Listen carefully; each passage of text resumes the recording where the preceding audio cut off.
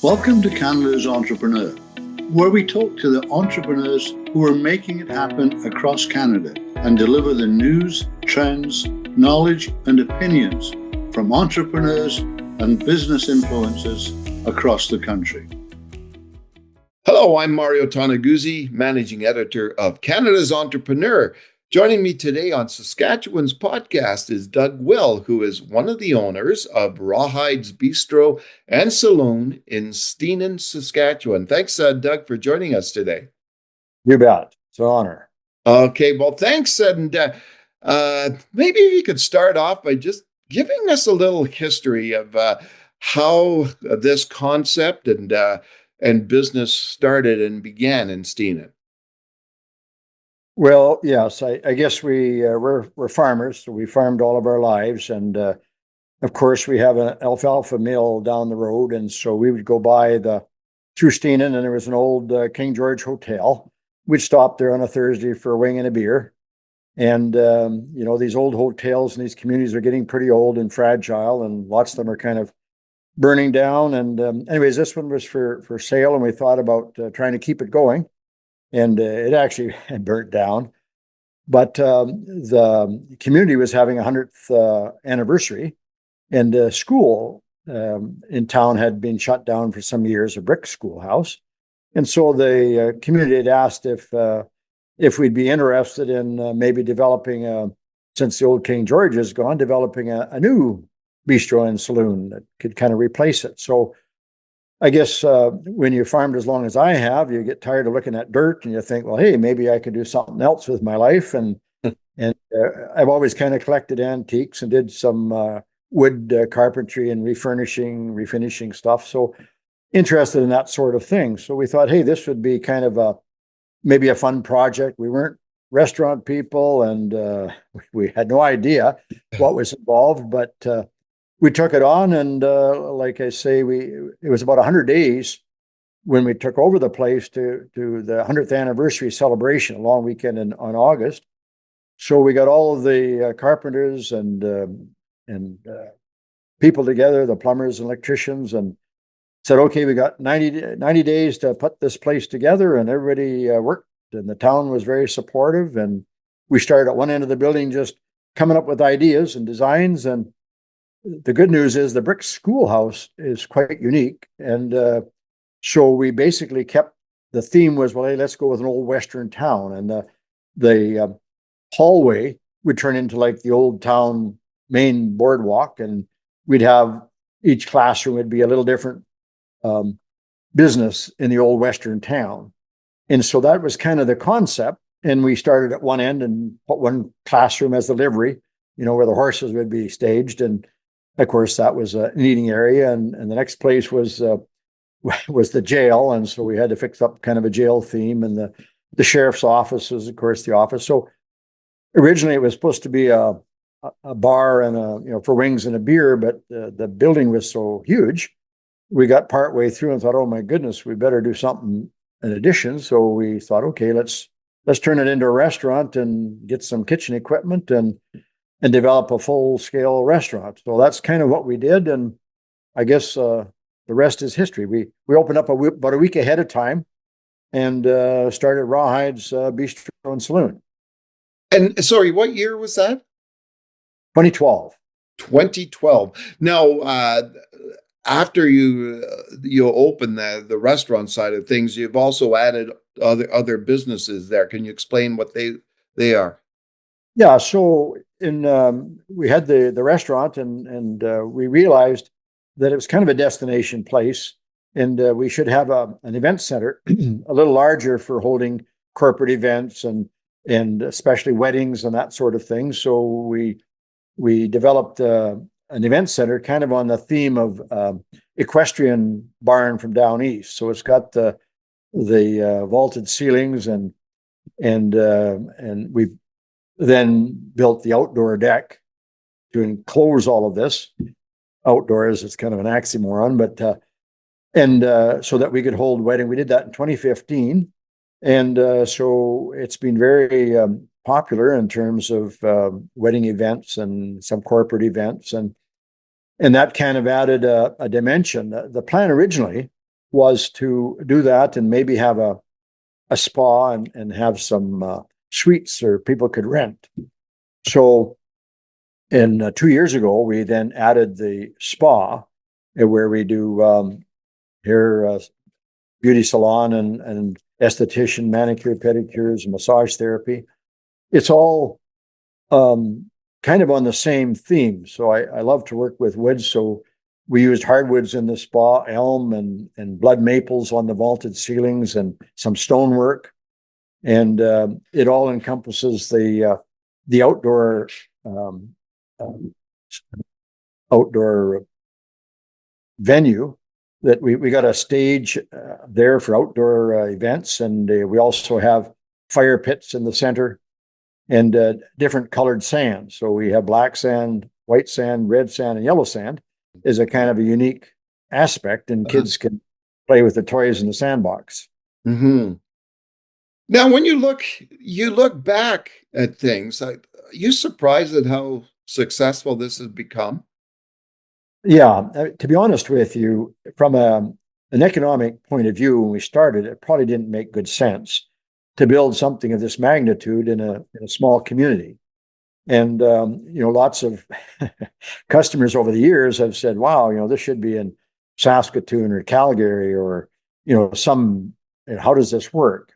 Yeah. And the reason it works is because number one, the local people, the communities around, were kind of looking for a meeting place. Most of the old hotels had kind of dilapidated or were gone, and so they were kind of looking for a place where people could meet and have a nice meal and visit.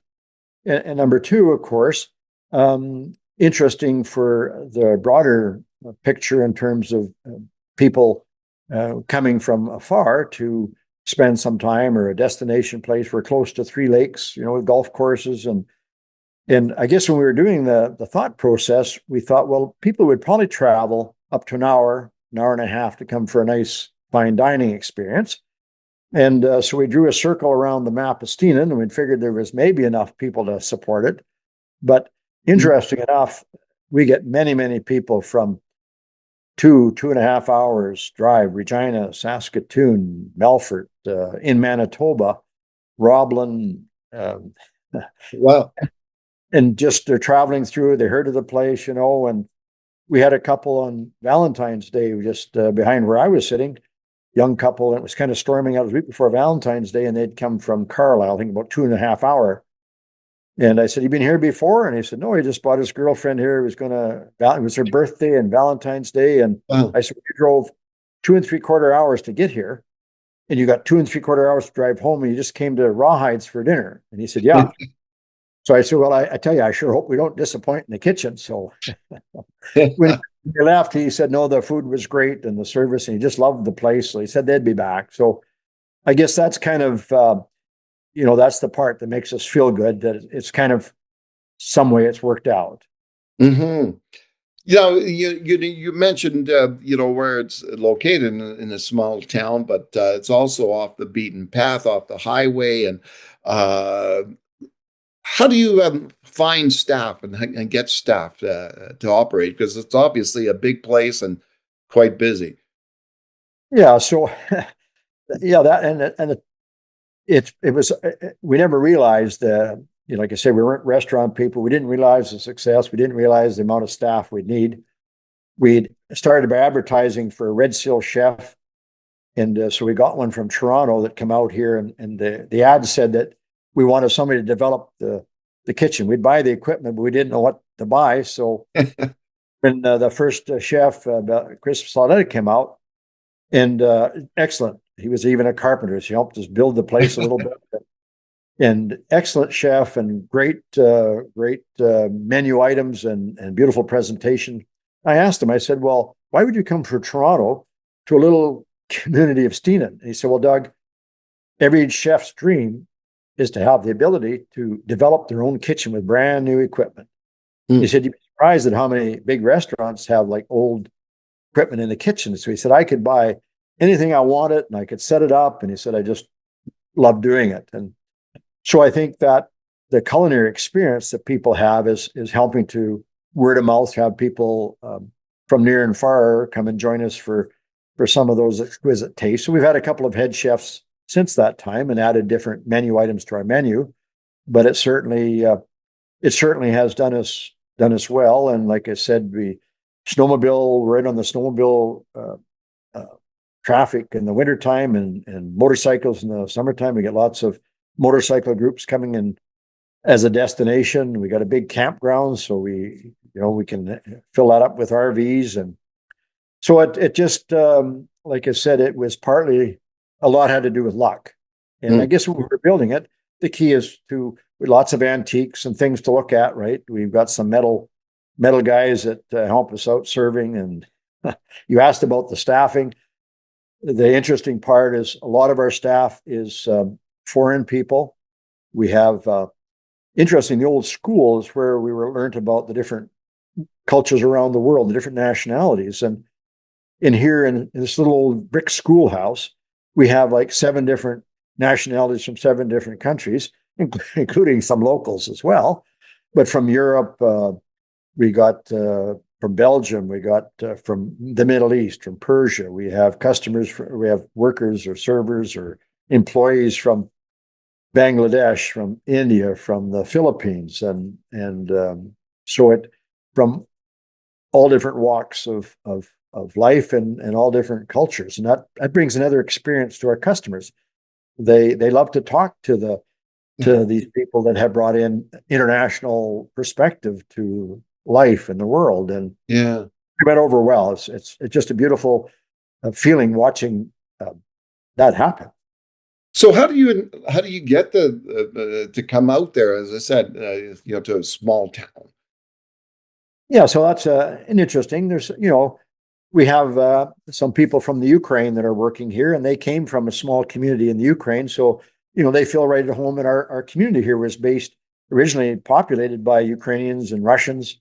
And so some of them still speak the language. So the Ukrainian people that are employed here, they're kind of excited because, hey, they can talk in their language to some of the customers, right? Other people have come from the cities, and so we're kind of a stepping stone, right? Part of their process of gaining residency to Canada. And so it does, we feel good about the numbers of individuals and couples that we've helped support that go on to other places after they get their residency and join their workforce and are good tax-paying citizens and raise families. So, we're pretty happy about that. And we certainly get some local people as well, but it's tough finding people wanting to work in the service industry, and so we got to compete with other businesses as well. And Yeah, for people coming from elsewhere, do you provide like accommodations, or because imagine there's not too many rentals in Stenen, right? Yeah, so we have some we purchased some housing and from people retiring and moving to bigger centers. We turn them into suites, so you can just come here. You can spend a fun evening, and you can rent a suite and just walk across the street, and you got accommodations. We also have a large campground, so people bring their RV and they'll spend a few days and or tenting and that sort of thing. So that adds another element to the summer camping experience for the folks. And like I said, we're kind of surrounded by about 4 pretty good lakes, which brings in lots of traffic from lots of the major centers. Plus, people here then can camp here and stay here, and then go golfing somewheres and come back for evening and for dining experience. So that it all works out. Yeah. So tell us a little bit about yourself. Where did you grow up, Doug? Well, I grew up in a little town called New Osgood, which was named after Old Osgood in Ontario, which is northeast of Tisdale. Okay. But was raised on the family farm, and of course farmed all my life. First with my dad and brothers, and then later with my 2 of my sons. I got 3 sons, and 2 of them are farming with me. The third one has a business in Saskatchewan, and about 25 years ago moved from the Tisdale Melfort area down to Stenen, and we actually as well have a alfalfa processing plant that we produce alfalfa pellets for soil nutrition and fertilizer, And we farm grains and oil seeds, and then this restaurant's kind of an addition to all that, so it kind of keeps us hopping. Yeah, I can imagine. Yeah, what did you farm? What was the family farm?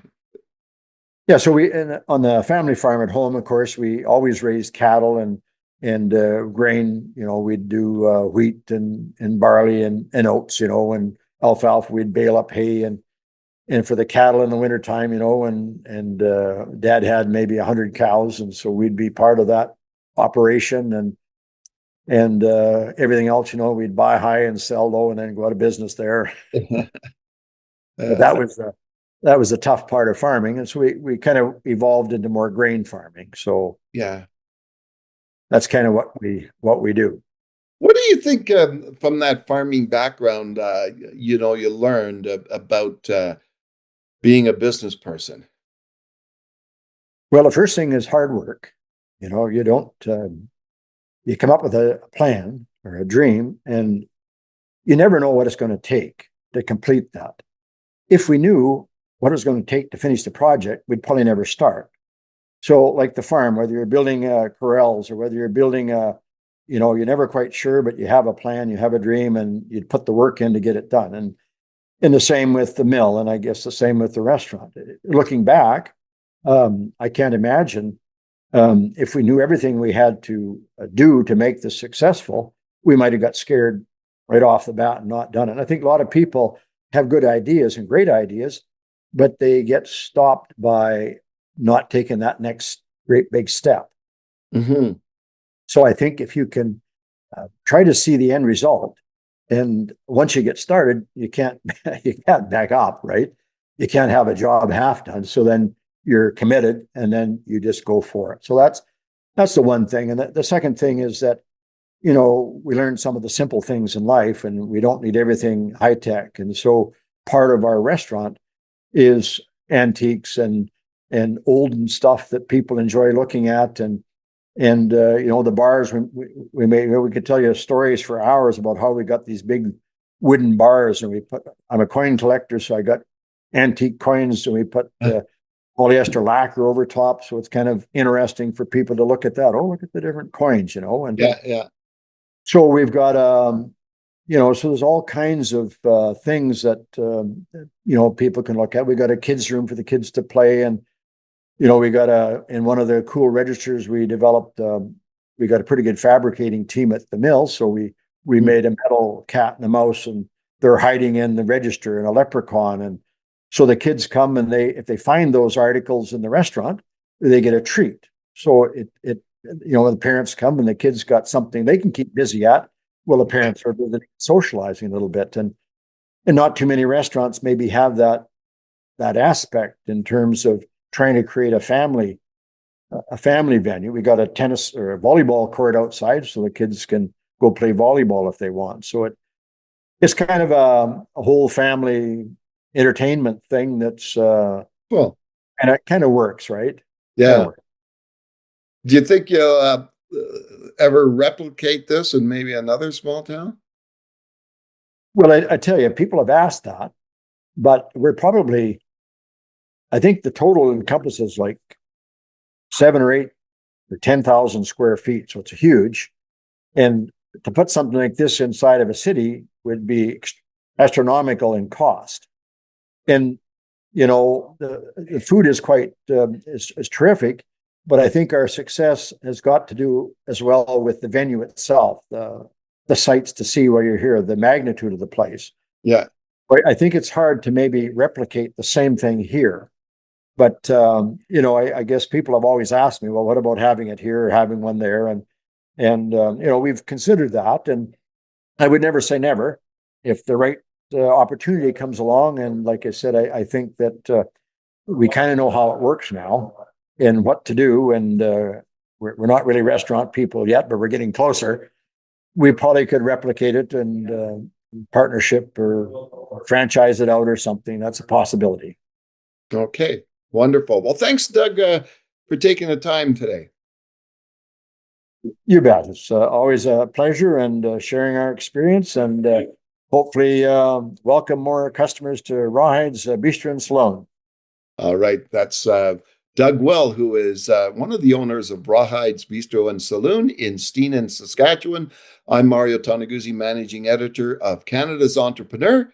Thanks for joining us today.